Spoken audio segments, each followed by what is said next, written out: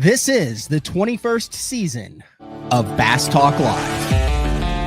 BTL is presented by Bas Cat Boats, Strike King Lures, AFTCO, Pro Guide Batteries, Spro, Gamakatsu, The Bass Tank, Denali Rods, Beatdown Outdoors, and Sunline. BTL coming at you.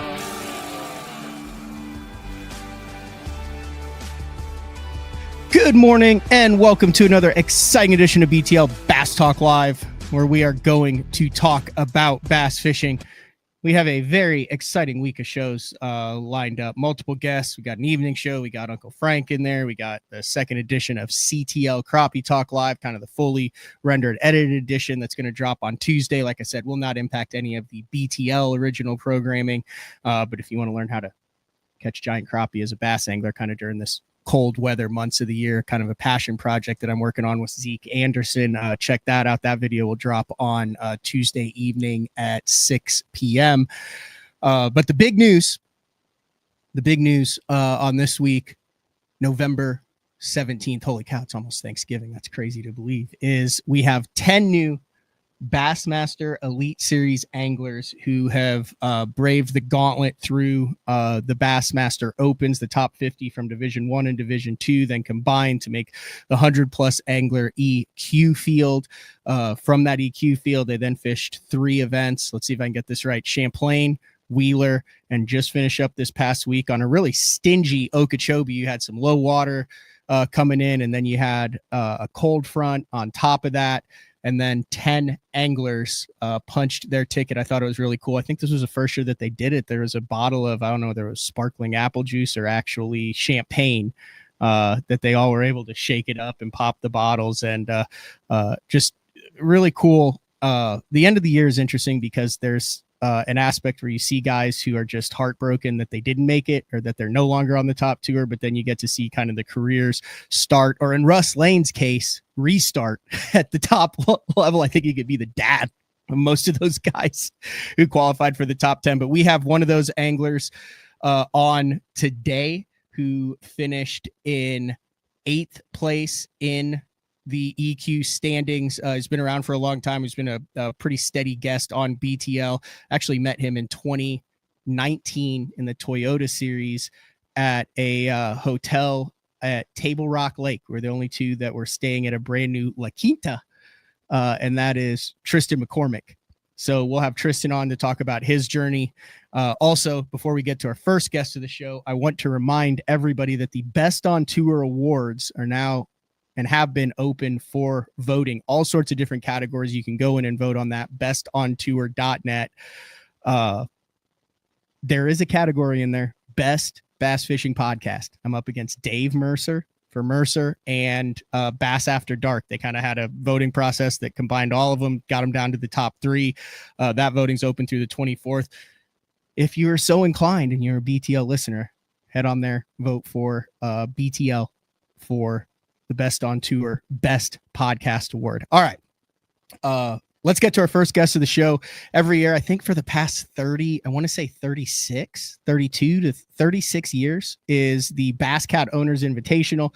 I've been in a cat for the last 7 or 8 years. Matt Looney from Bass Cat is joining us now from Mountain Home, Arkansas. Matt, thanks for jumping on BTL. I know you got a big meeting to go to. You got the collared shirt, you got the fresh haircut, facial hair looking good. Thanks for jumping on BTL to talk a little Owners Invitational in 2026. Absolutely, man. I appreciate the opportunity.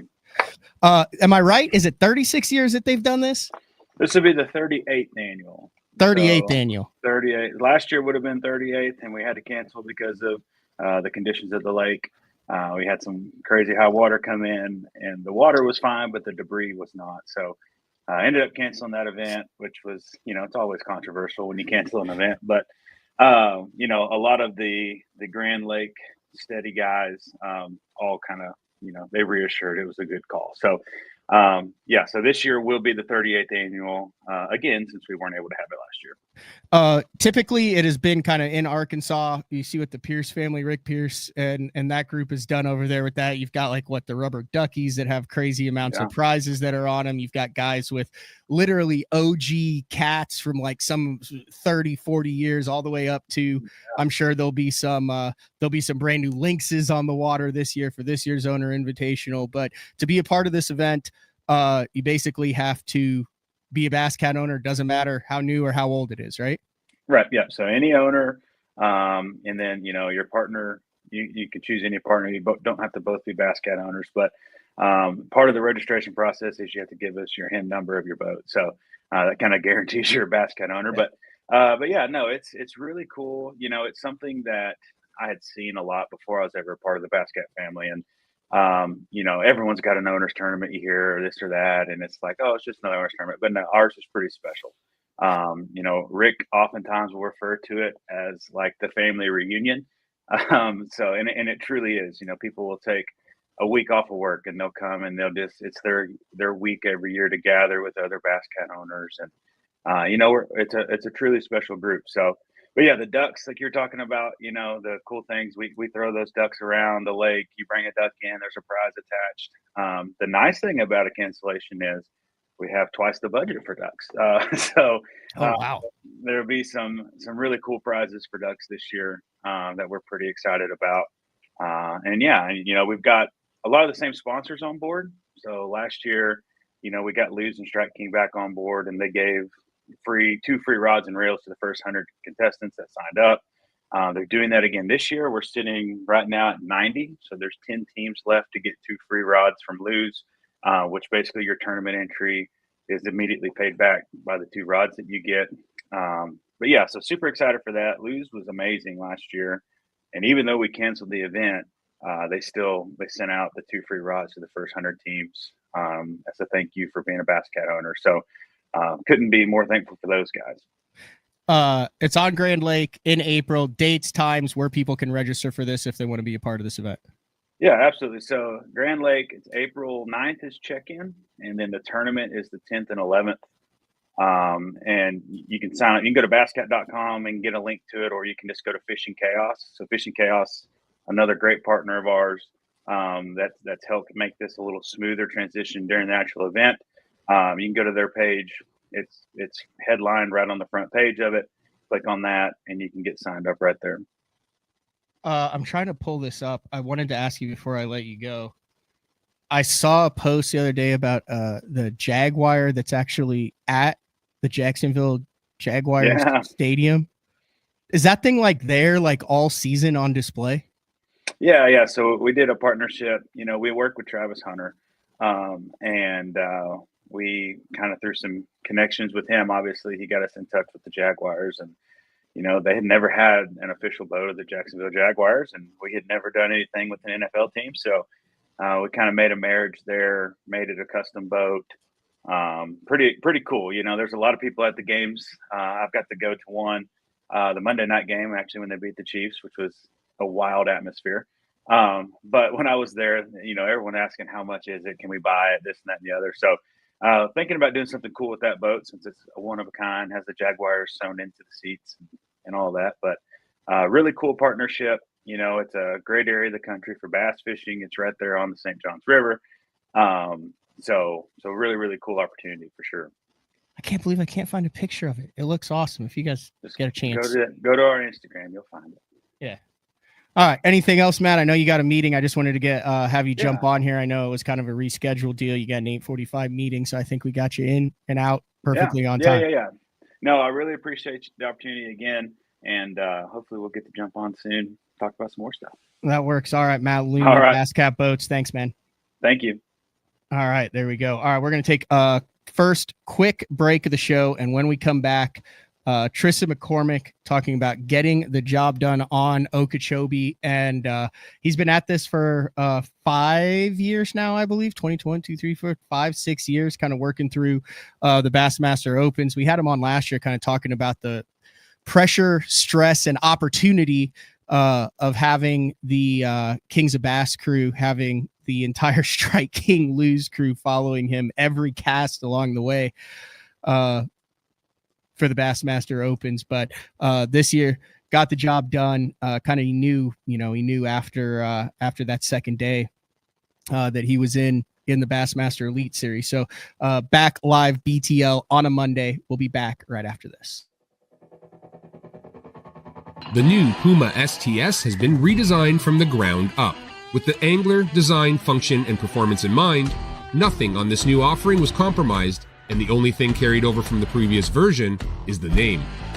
Based on the Soft Touch series hull that started with the flagship Jaguar, this new model is nimble and performs incredibly well at all speeds with either a 250 or 300 horsepower engine. Featuring a new 96-inch wide-body footprint, this hull measures out at 20 foot 7 inches in length. Industry-leading design coupled with tournament-winning performance. The Puma STS from Bass Cat. Feel the rush.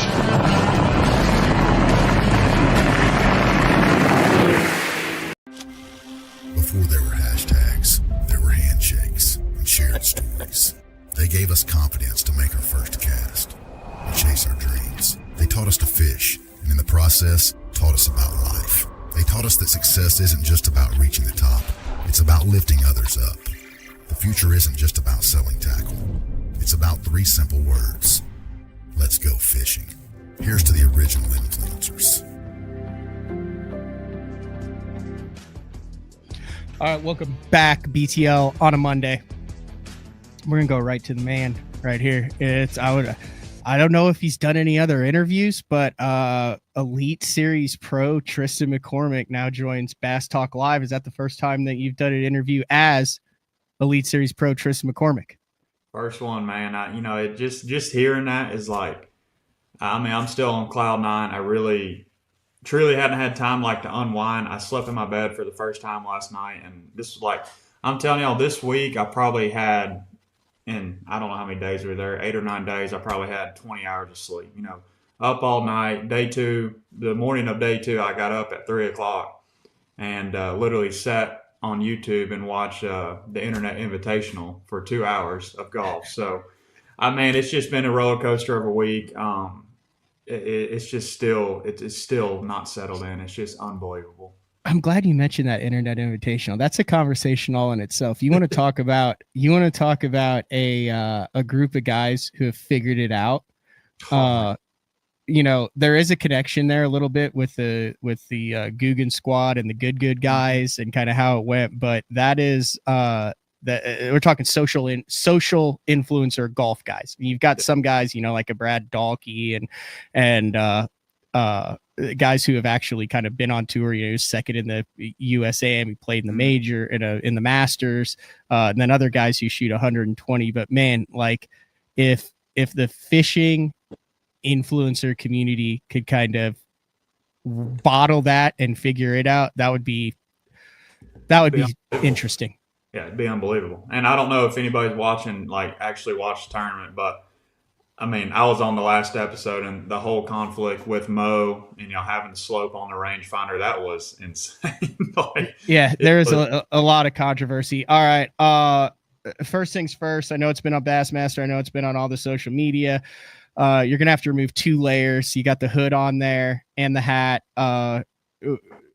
Walk us through how you ended up with the old man cut there, Tristan. All right, so I'm just gonna leave the hat off for the remainder. My head's it ain't never seen. It's pretty cold in my house, and that's why I had my hood on. I'm still chilly, but so just to give y'all a rundown. So at Champlain, before Champlain started, me and Michael Neal have been betting all year. I've taken money, he's taken money of mine, and we're back and forth. And we're sitting at day 1 blast off at Champlain, and he's like, "What are we betting this week?" I'm like, "I don't know. It's got to be something big." And he was like, "How about we do the remainder of 3 tournaments? If either one of us make the Elite Series, we got to shave our heads." I'm like, "It's pretty big, real deal. It's pretty big." So long story short, Russ Lane, he whacked my hair off. And that was a weird part. Mikey didn't do it. He filmed it. And I was like, "Mikey, you want to get you some?" And he was like, "Nope." He said, "You 2 are the ones that made it." So old Daddy Russ did it. And man, it was it was something else. They can say this, so I am a man of my word. And we started out with, Michael sent me, I wouldn't even weigh, I was backstage, literally have not even weighed my 16 pounds in yet. And my phone's vibrating. I look at it. Michael sends me a picture, and he's at Walmart, and it says the best $40 I've ever spent. And it was, the clippers are in the box. I'm like, oh my gosh, dude. So we get back to the house and like he's at the boat ramp waiting on me. Like he wants to do it right there. I'm like, dude, no. I said, I have my entire family's here. Just give me 1 second, dude.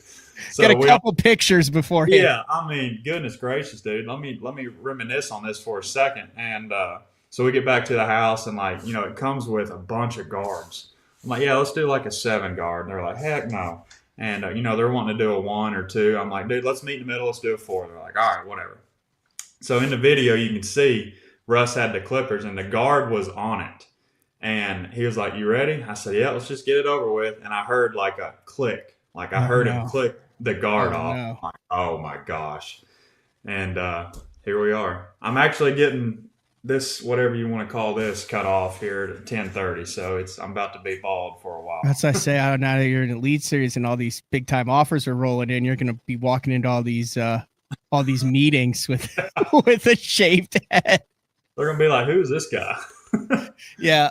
Let's talk a little bit about the fishing.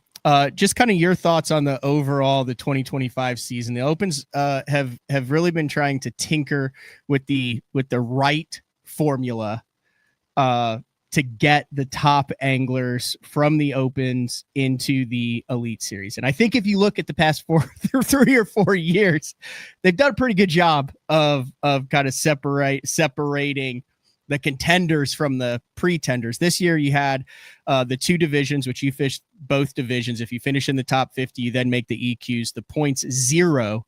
And then the top 10 anglers go to the Elite Series. So you made the EQs. You knew that you were 3 tournaments away, that only 10% of the field was going to make it. And then you started off with literally a middle of the pack finish in the first one of the year on Lake Champlain. I would assume a fishery that you had high hopes for, kind of knowing how you like to fish and where you've had success in the past, but really kind of an uphill climb for you to make it, especially after that 44th place finish in the first EQ in New York. Yeah, I'm just going to start from the beginning. We're looking at both divisions here this year in the Bassmaster Opens, and it was a very diverse fishery setup.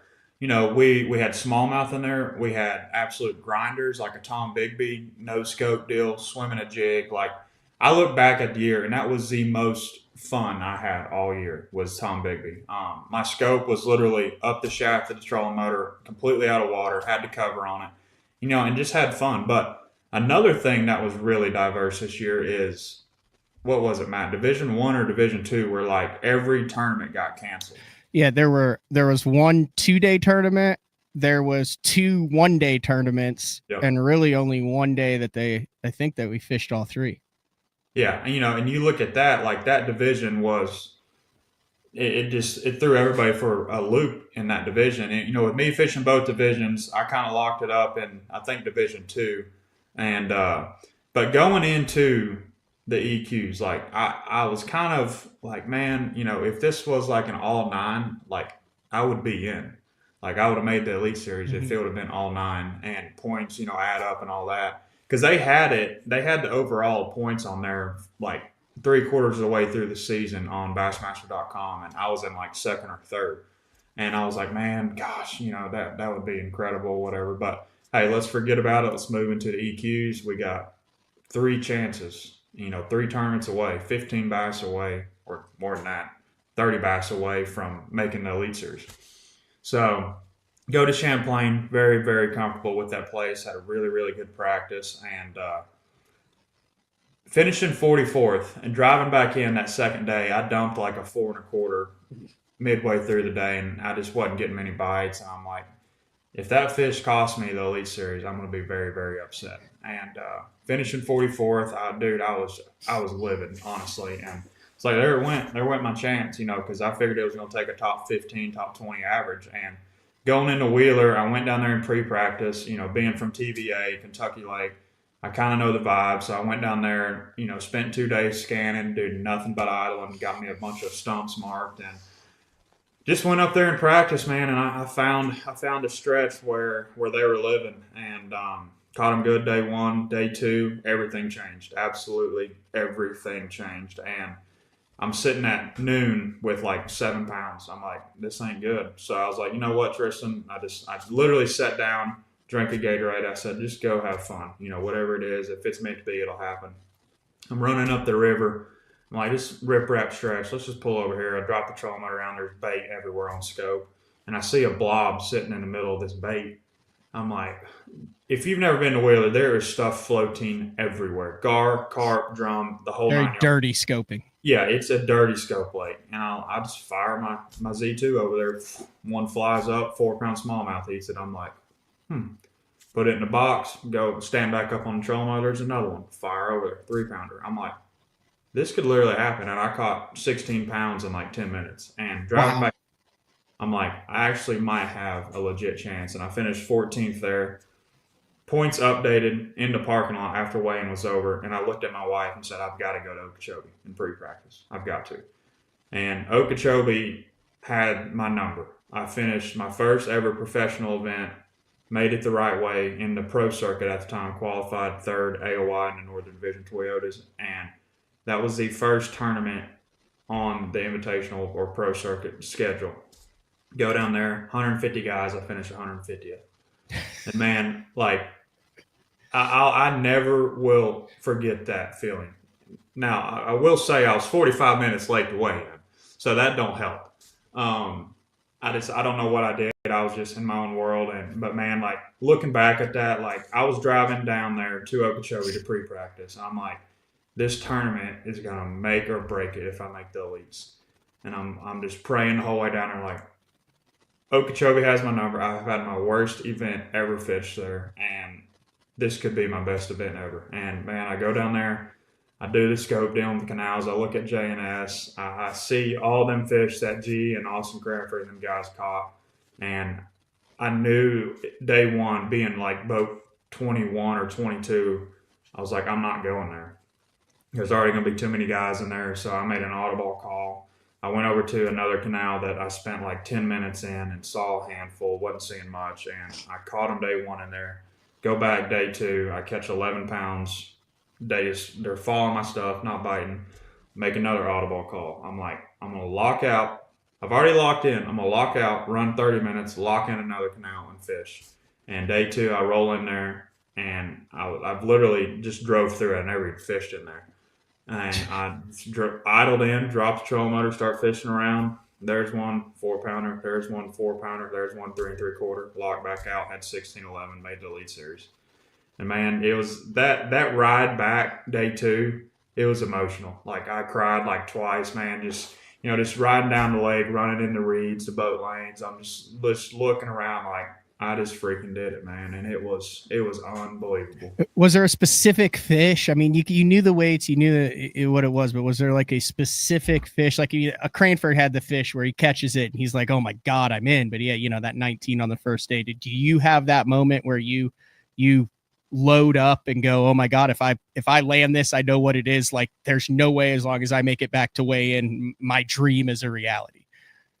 That I never really had that moment, and I'll say why. Because having 15 pounds day one and being in 5th place, that's not the Okeechobee everybody knows, right? And after day one, like noon, it slicked off. It got really hot, and I'm like, the lake's going to fire off at some point, and I just hope it's not going to be till after this tournament. And day two, I caught 12 pounds. Michael and Russ the night before were like, dude, you just need 12 pounds and you're in. I'm like, dude, there's no way. I've got to catch more than that. But I'm the guy, because I've had that feeling. Like, I just made the top 10 and I finished 20th. Mm-hmm. Because that's how good these guys are. People do not understand the talent that rolls through the Bassmaster Opens. And man, it's just, when I caught 16 pounds riding back in, I was like, if I'm not in the top 10, I did everything I could. But I had like a kind of a little feeling like, I think I just pulled this off, and that's why I got emotional, man. I was crying, and people don't realize, like, Matt, you've done it. We've done this for a long time. Like, the pressure that builds up on ourselves when we have a legit opportunity to get to the top level or win a tournament. The pressure is like any other feeling you can't explain. And once that feeling's gone for me, that's when I'll quit fishing. Maybe I'm making too much of this, but Strike King lose. Guys have put a lot of resources and a lot of money behind you. You did the Kings of Bass where you had the guys follow you around every cast that you made for it. You look in the past couple of years, you had the guys that were kind of, picked as guys that are supposed to come up, the John Garretts, Dakota Ebears. You had Easton Fothergill, who won the 2 Opens, who made it. One of your best friends in the world, Cody Meyer, goes through and he makes it. You were kind of pegged as the next kind of guy to come up through that system to make it, who has a talent. It took you 4 or 5 years. You've watched these other guys make it. You watch Cody Meyer fish on it.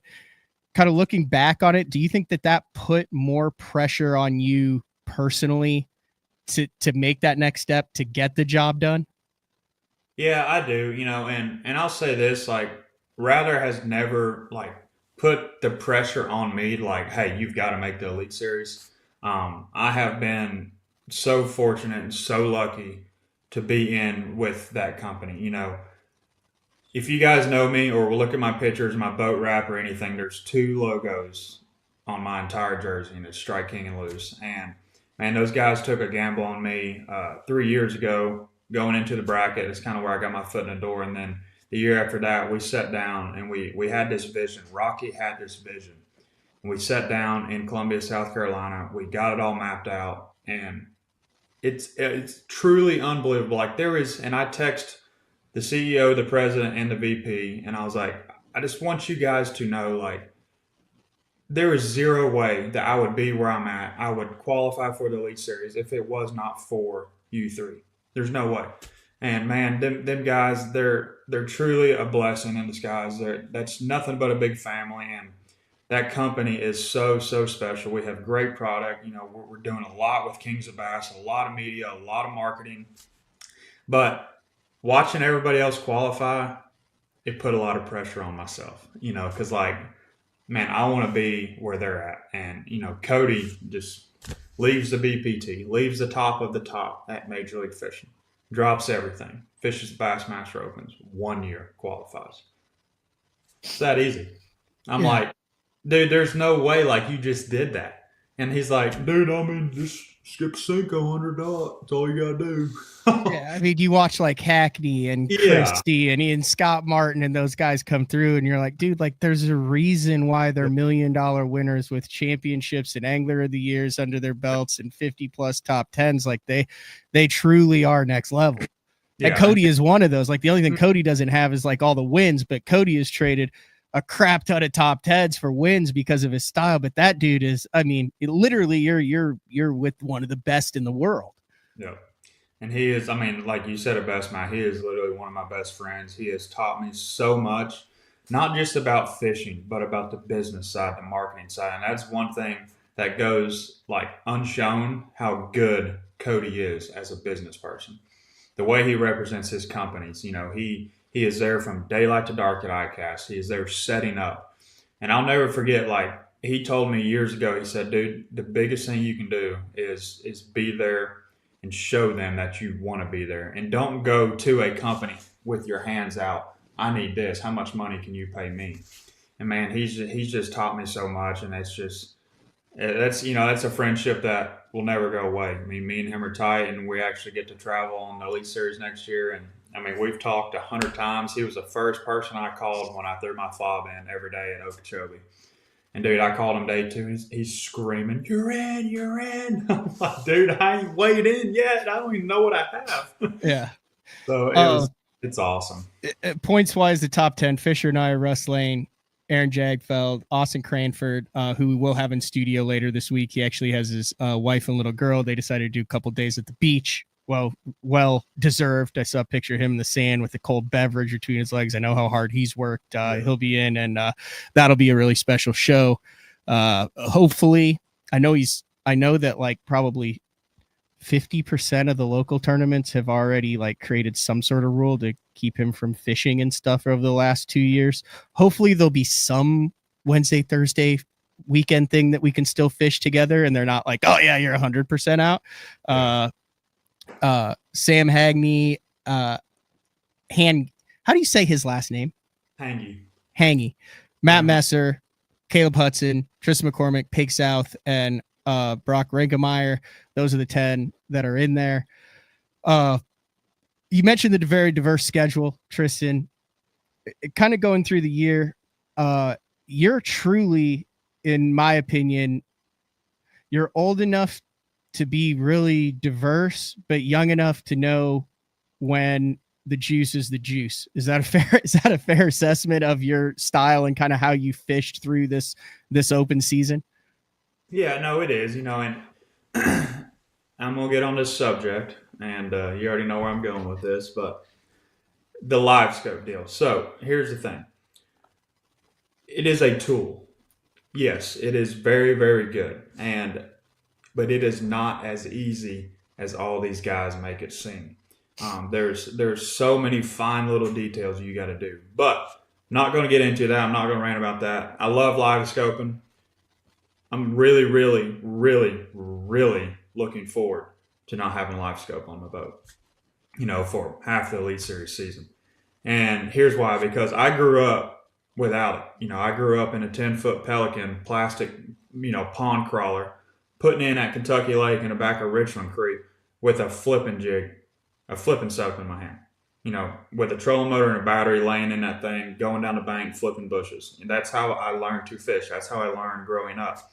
And, I didn't fish all my life. My previous life, and I've never, Matt, you might not even know this, but I've never even told anybody really. I used to ride horses competitively. That's all I did for my whole life until I was about 12 or 13. Moved back to Tennessee. We was living in Oklahoma and moved back to Tennessee. There was a fishing team. That's long story short. That's how I got started in high school, yada, yada.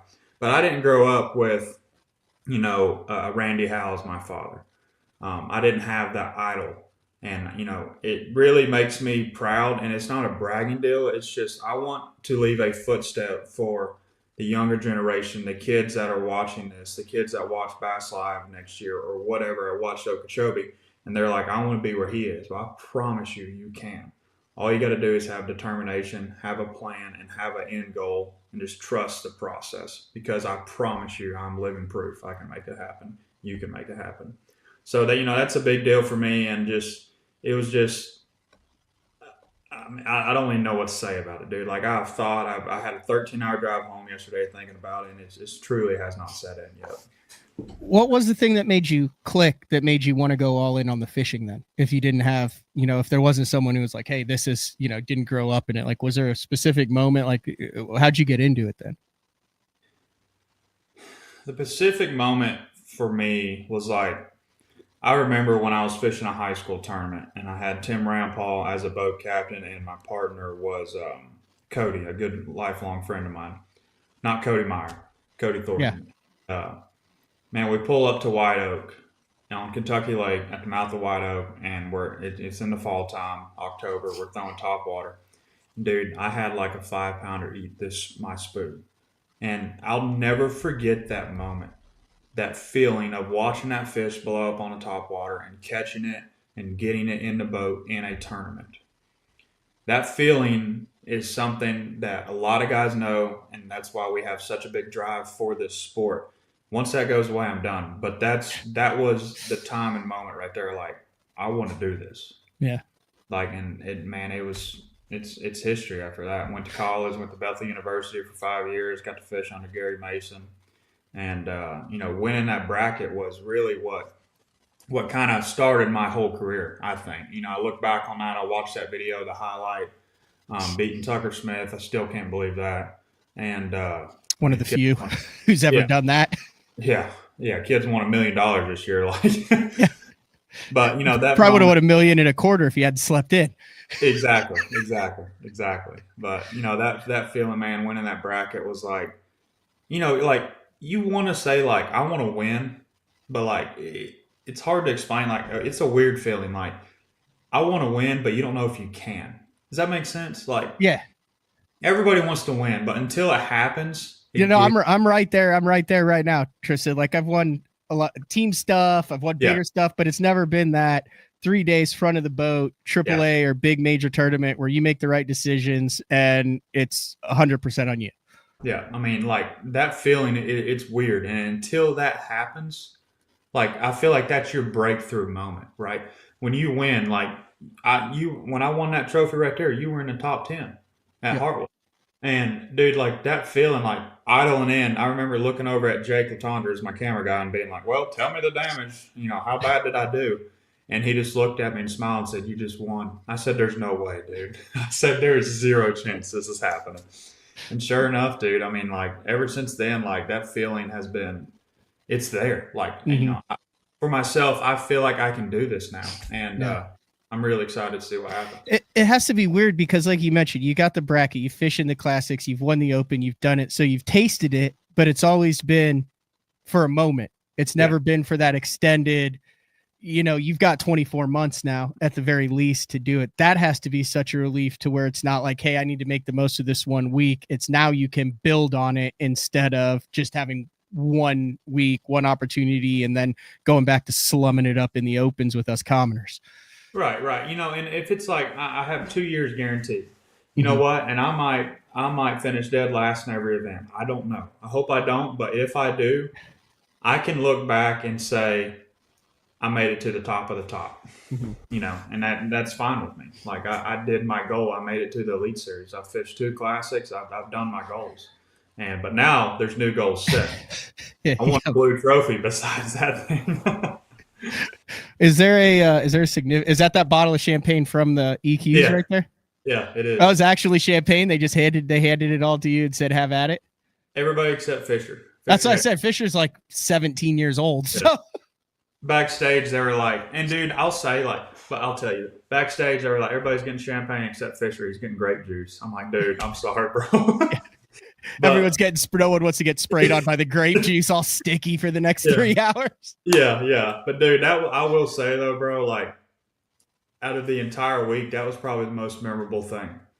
Like that was so freaking cool, dude. Like I've watched that video 1,000 times. And of course, Russ Lane, don't get a drop on him. He starts all of it. They can't even get the music started fast enough for Russ is just spraying everybody. So, but no, it was awesome, man. That's a memory I'll never forget for sure. One more kind of behind the scenes thing, then we're going to take a break. When we come back, I want to kind of go through some of the baits tactics that got the job done from the beginning of the year. You had fishery on your home pond. You had some other top 10s. You mentioned some power fish and then through the EQs, but I wrote down the word extended circle. And it's really easy to just look at a guy and think of fishing, especially at this kind of the top level, as an individual sport. You're by yourself. You practice by yourself. You got a couple guys that you room with. In some cases, like I was just telling my wife the other day, I was like, I have roomed with guys for multiple years before. And if they were like, give me $1 million to name your roommate's kids, I have no idea what their kids' names are because it's but that extended circle between your family and the sponsors and your family on the road. And then kind of, you mentioned that the developmental, the club level, the college and stuff like that. Like, I don't think you realize until something like this happens how much of an impact one little individual thing has on such a big circle of people. And I think you've kind of mentioned that a little bit of how impactful and how cool it is just to see all the different aspects come together for that one moment and everybody kind of be able to celebrate with you. Yeah. I mean, you hit it on the head right there. And, one thing I'll say too, before we go to break, my entire family surprised me day 2 down there. And dude, I lost it. I was out of land and I lost it. And, having them there, having family with you, because we're gone so much, it was 13 hours from my house. And to have your family there is, it's a special feeling for sure. Very cool. All right, talking with Bassmaster Elite Series rookie Tristan McCormick. We're going to take a break. When we come back, we're going to talk a little bit about the details of how we got the job done to qualify for the 2026 Bassmaster Elite Series. This is BTL on a Monday. We'll be back right after this. I fish in some of the worst elements across the country. Spring, that's a giant, dude. Summer, oh my gosh. Hi, look at that thing. Winter, it's so cold. And fall. Got a big one, that's awesome. Being comfortable and staying dry is the only option. AFCO, any fish, any water. As a professional angler, there's only one thing that connects you to your paycheck. probably the most crucial part to tournament bass fishing. I use Sunline because they have a line for every application. Shooter, FX2, All Might, super light line, big stuff, big sticks. Sunline has you covered. Sharp as can be. Super strong, super durable. Really good penetration. Thinner and stronger. Catch fish after fish.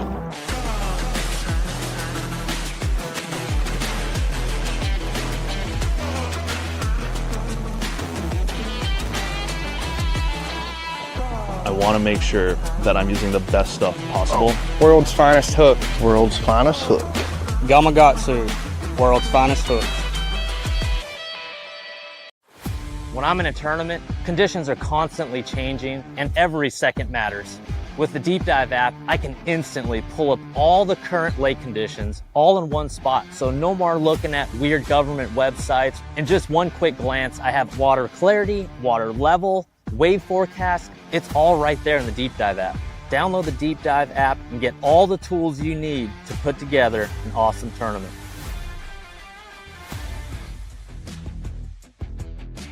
All right, welcome back, BTL on a Monday. We're gonna get into the kind of the nitty gritty, some of the baits and tactics that got the job done. I gotta admit, I pulled up like the top 10 baits thing on Bassmaster, Tristan, and I'm gonna share the screen because I was looking for the baits that you used, and then the majority of the gallery is that.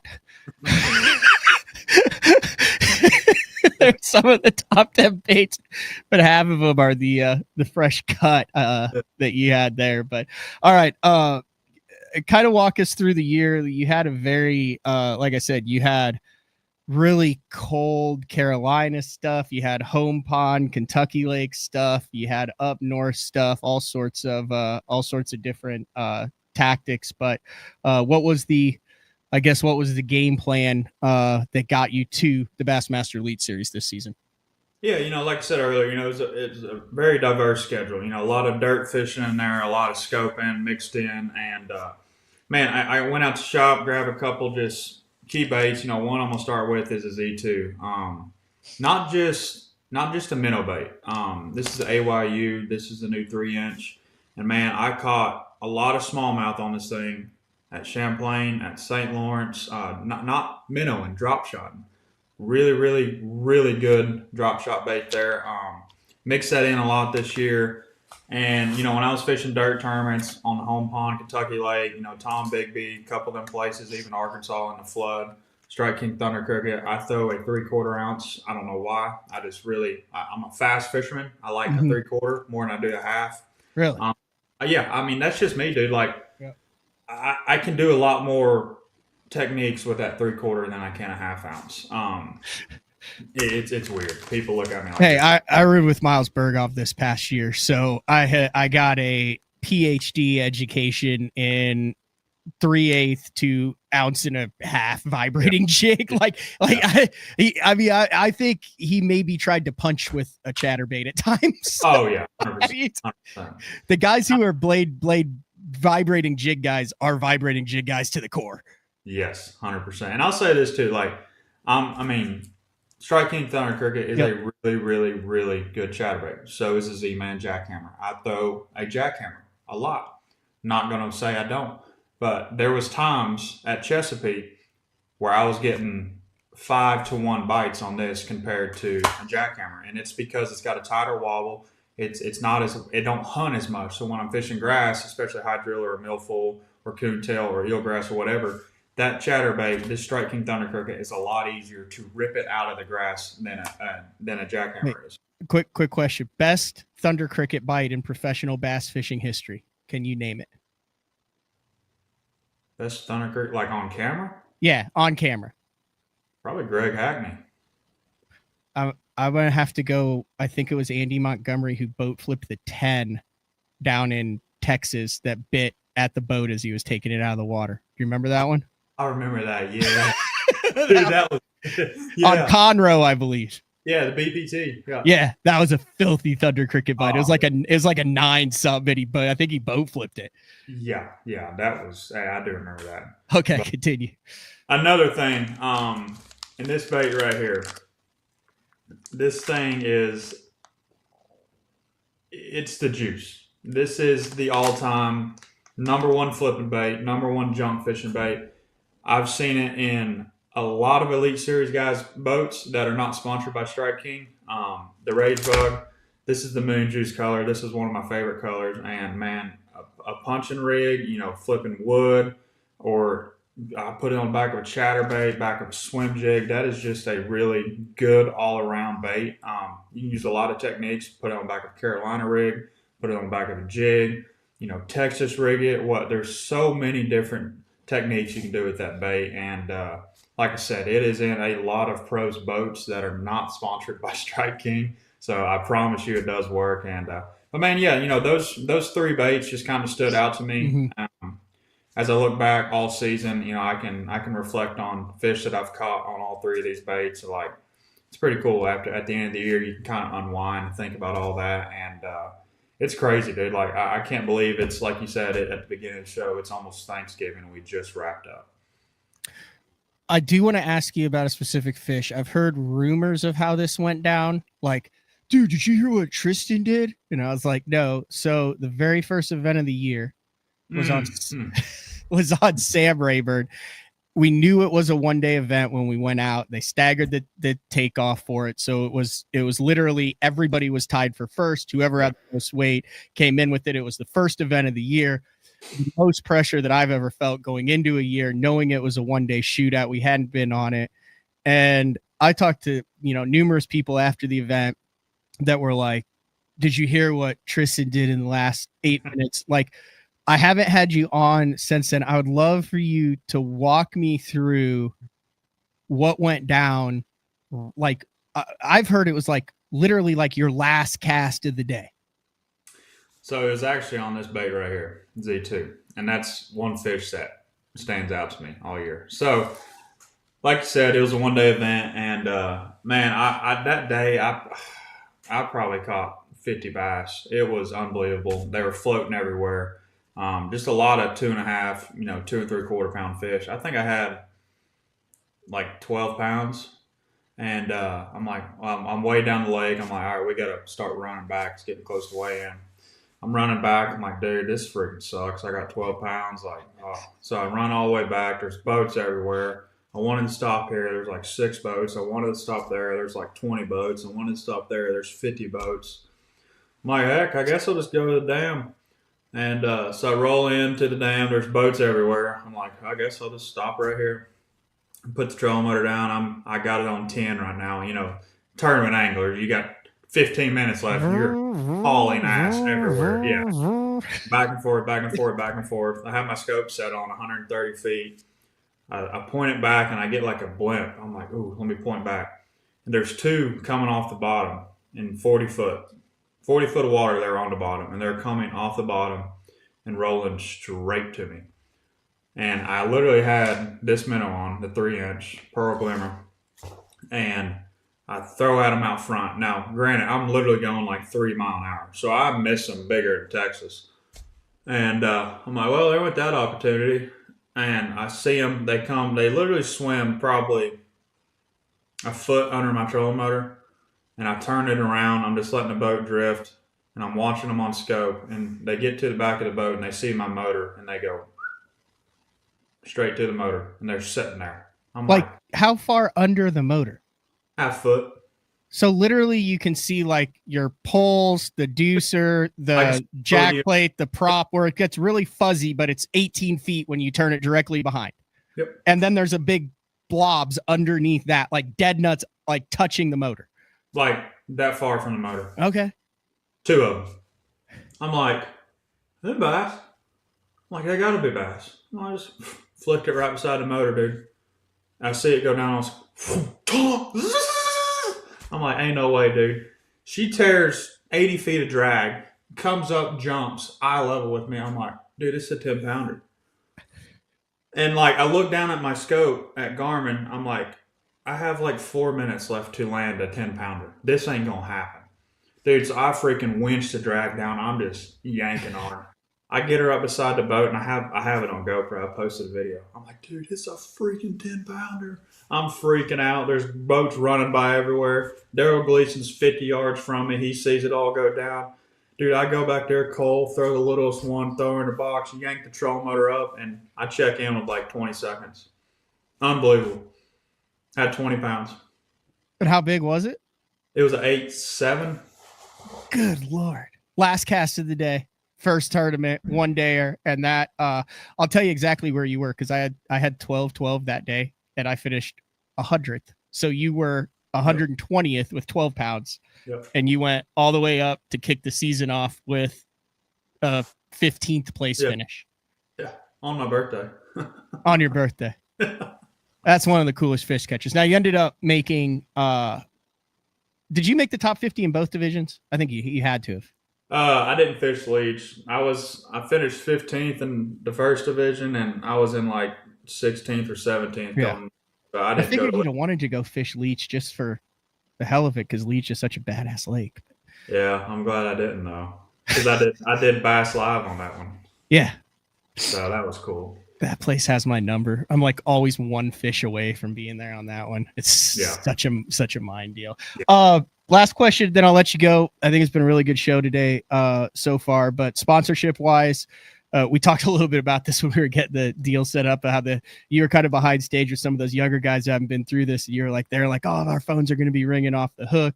What is the reality of it? You're the first business day after it, but new sponsors, new opportunities, like how do you deal with it now? Because one of the unique things is it is November 17th. The Elite Series kicks off in a couple months. You have boats, motors, sponsors, jerseys, deals. A lot of the deals start getting done at ICAST, which is in July. Budgets are often set by September. Now you've got 10 guys that are at the top level, but it's the middle of November.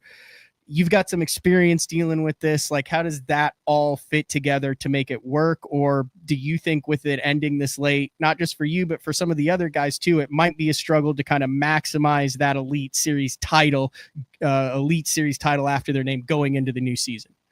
Yeah, it's definitely going to be difficult because, like you said, budgets have been set. I mean, we set our budget like 4 months ago, and it's going to be tough. It's going to be hard, but I mean, I'm working on, my boat and motor, and that's my number one focus. And, but here's the thing, just because you make the Elite Series don't mean you're about to be making $250,000 a year on sponsorship money. It's just not the reality of it. This industry is too small, and with budgets already being made, it's going to be tough for a lot of us, but, it ain't nothing I can't handle. And I'm actually going to get on the horn after we get off this podcast and start on that. So, I don't know. And it's not like I'm reaching out to, a bunch of different companies. Like, you're still losing Strike King are going to be number one and number two on the jersey. Because, they're the ride or die. They're there till I'm done or I get fired or whatever the case may be. But I don't know. It'll be interesting. It's the business side of it. And that's, that's something I can say, or I guess say right now to the younger guys that did make it to the elites, like, all you have is your name in this industry. I want people to talk good about Tristan McCormick. I don't want to have that name, have that burden on my name. So really, really focus on how you handle yourself. Be a professional. You are a professional now. We are professionals. And how you handle yourself is how, your name's going to be treated. So just always think of that. And, it's not all about money. It's about being there, being a good person, being a good human being, and representing the companies that you can to the best and fullest capability that you can possibly do. I don't know if I've ever seen Cody Meyer without a hat. So I don't know what I don't know what he's working with. Hold on. He sent me a picture. All right. Because Michael put us in a group message, me, Michael Neal, Nick Hatfield, Russ Lane, and Cody Meyer. Jeez, that group has caught a few bass.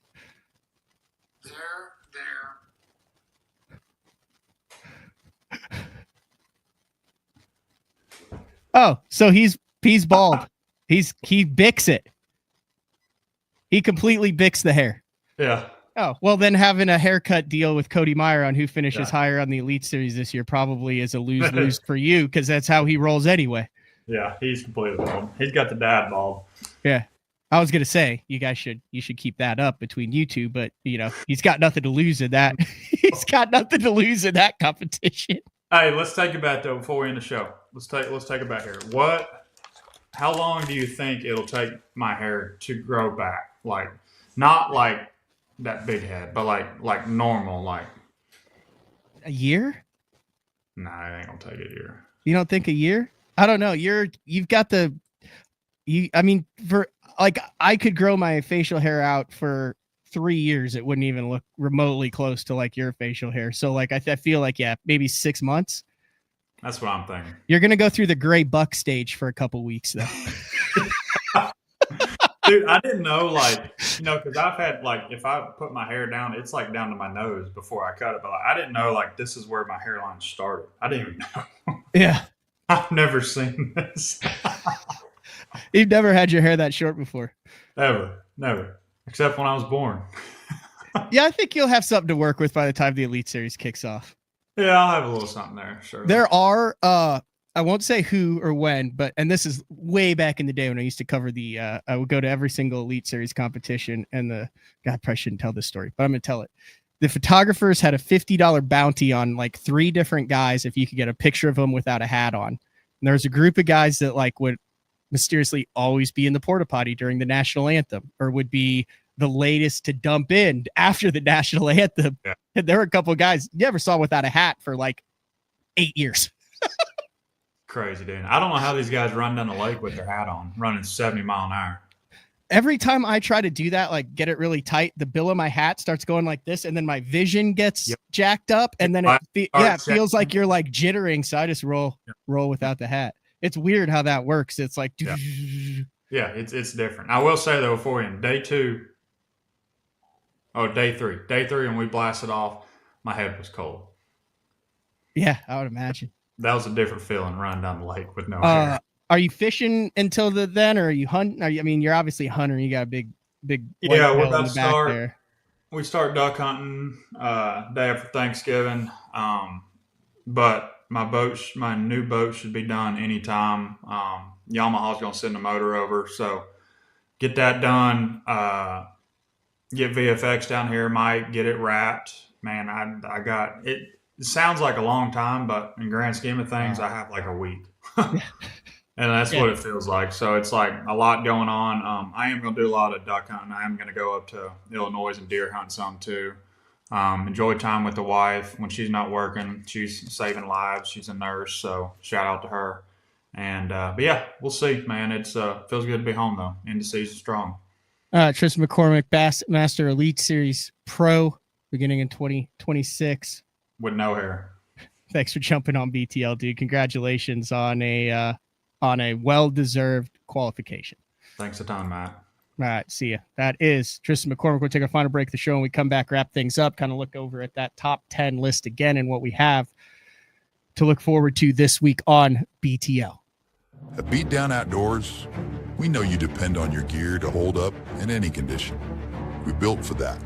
We test for that. In fact, we pride ourselves in that. Because we know when the time comes to test your gear, you aren't going to take it easy, so we won't.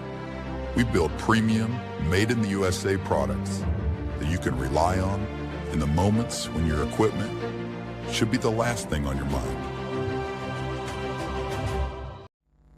Your early morning mentality is your every hour mentality. All gas, no brakes.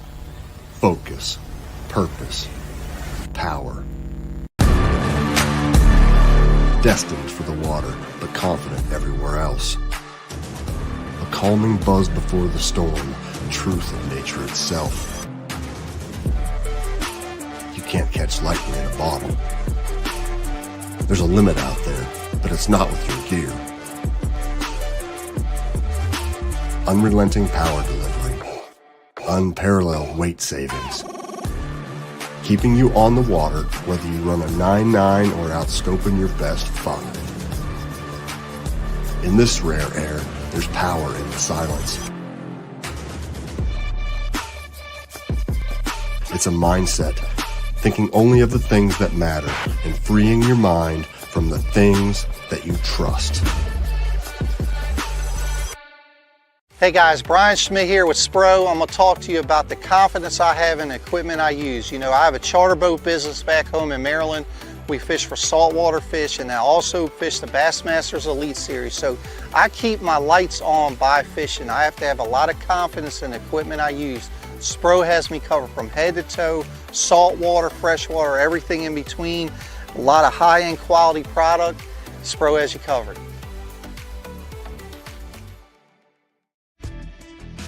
All right, wrapping things up here on a Monday. I do want to mention the fourth and final MLF Fishing Clash Team Series event is taking place down in Louisiana right now. Live coverage of that. One of the most enjoyable watches is that Team Series MLF event. Boy, they really like to put names to it. The Shreveport-Vossier City MLF Bass Pro Shops Summit Cup, presented by Zini.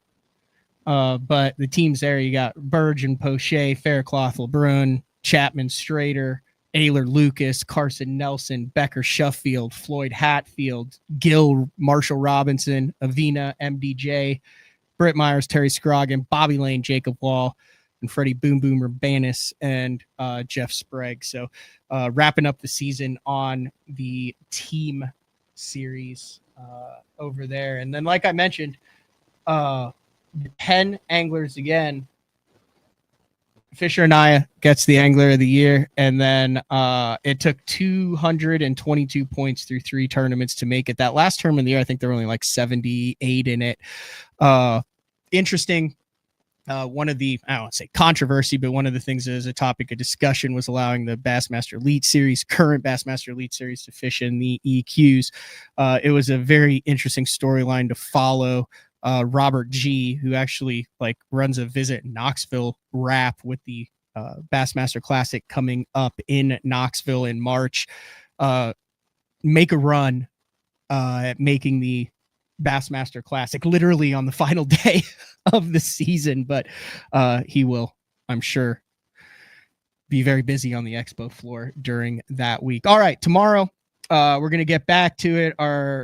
One of our favorite BTL regulars, Charlie Hartley, spends his summers in the lovely state of Ohio, winters in Florida. He's down in Florida. He's been catching them, sending me a lot of pictures. He sends me a picture almost every day, and it's all caps, and it just says, "Man, I love fishing."